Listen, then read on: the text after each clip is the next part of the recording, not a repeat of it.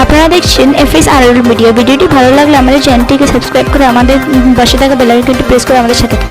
এই মুহূর্তে সবকথে বড় খবর, সামনে বিধানসভা ভোট। আমি ভাই আপনারা জানেন আমি গুনাহগার Mohammad Anarul Hossain, FS Anarul media channel থেকে আপনারা জানেন মানুষের কাছে বাস্তবগুলো তুলে ধরি। আজকে এমন একজনের গোপন রহস্য আপনাদের কাছে ফাঁস করব, ভাই আপনারা আশ্চর্য চলে যাবেন। সেটা হলো পীরজাদা আব্বাস সিদ্দিকী ভাইজানকে নিয়ে ফুরফুরা শরীফে মুজাদ্দেদ জামান দাদা হুজুর পীর কেবলা রহমতুল্লাহ আলাহে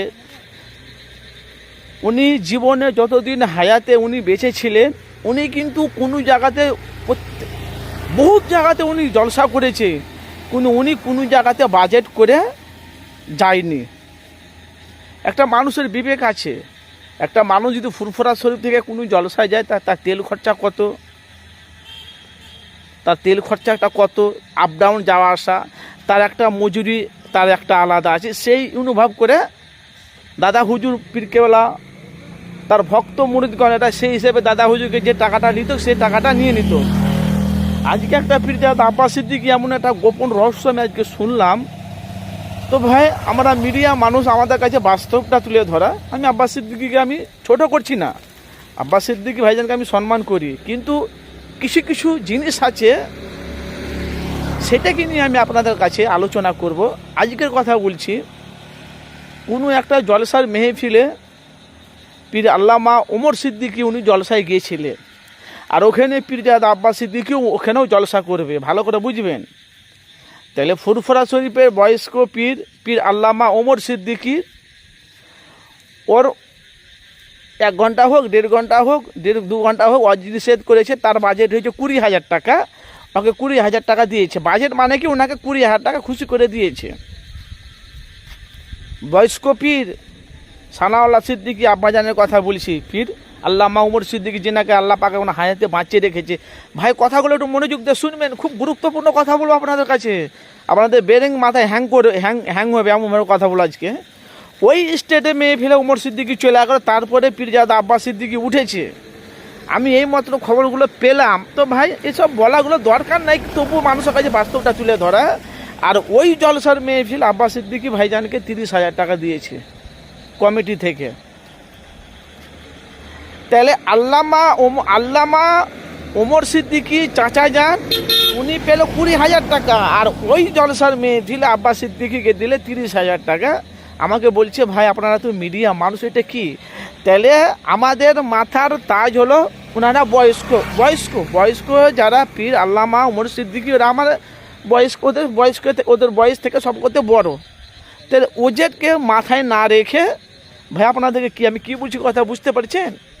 ভালো করে বুঝবেন। তাহলে ওমর সিদ্দিকীর বাজেট হলো 20,000 টাকা, আব্বাস সিদ্দিকীর বাজেট হলো 30,000 টাকা, ভালো করে বুঝবেন।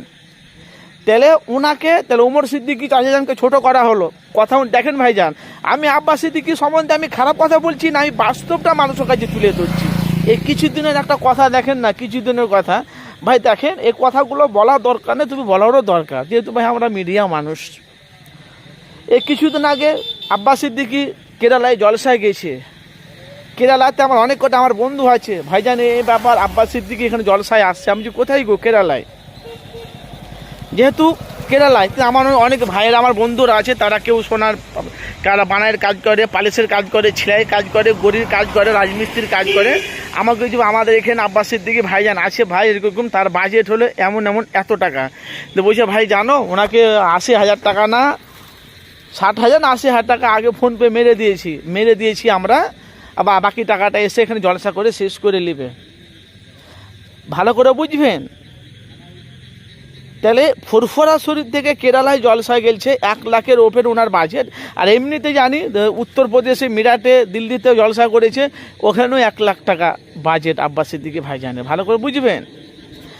আর আব্বাস সিদ্দিকী বলছে আমার এত টাকা বাজেট, আমি আল্লাহ 365 দিনই আল্লাহ আমার নসিবে লিখে রেখেছে, আর নসিবে আল্লাহ যদি তাই প্রত্যেকটা জায়গাতে আমি জলসা 365 দিনই জলসা করবো। উনি জলসা করছে। তো ভাই আমি যে কথাটা কিছু কথাগুলো একটু মনোযোগ দিয়ে শুনবেন। হয়তো আপনারা বলবেন ভাই আপনি আব্বাস সিদ্দিকীকে নিয়ে কেন কথা বলছেন, কেন ভাই সব কথাগুলো আমাদের দরকার। আজকে আমি পশ্চিম বাংলাতে কথা বলছি, পশ্চিম বাংলার মুসলমান মানুষ, কিছু সংখ্যালঘু মুসলমান কেন পরিবর্তন হয় না, কি কারণে? আগেকার মানুষেরা, আগেকার বক্তারা জলসা করতো, দাদা হুজুর পীরকে বলা জলসা করতো, তার ওয়ালাদেরা তার 5 ওয়ালাদ জলসা করতো, চোখের পানি ফেলে তারা কাঁদতো। আর এখনকার জলসার মধ্যে কি হয়েছে, হই হুল্লা তামাশা, রং তামাশা হচ্ছে, হই হুল্লা হচ্ছে,